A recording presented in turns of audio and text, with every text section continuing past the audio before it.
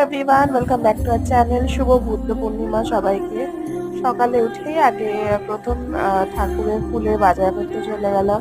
ফুল কিনে তারপরে মিষ্টি কিনলাম। মিষ্টি কিনে এসে আর ব্লগ করে ডিরেক্ট গোপলুকে দেখে চান করছে ও। আজকে ও দুধ দিয়ে স্নান করেছে, পূর্ণিমা বলে কথা। তারপর ঠাকুরের জায়গা খুব সুন্দরভাবে সাজিয়ে নিলাম। কালীমা, কনু, সরস্বতী মা সব ঠাকুরকে একসাথে সাজিয়ে নিলাম। আর সাজিয়ে নিল এবং রাধা গোবিন্দ ছবিটা মায়াপুর থেকে এনেছি, সেটাও খুব সুন্দর করে সাজিয়েছি।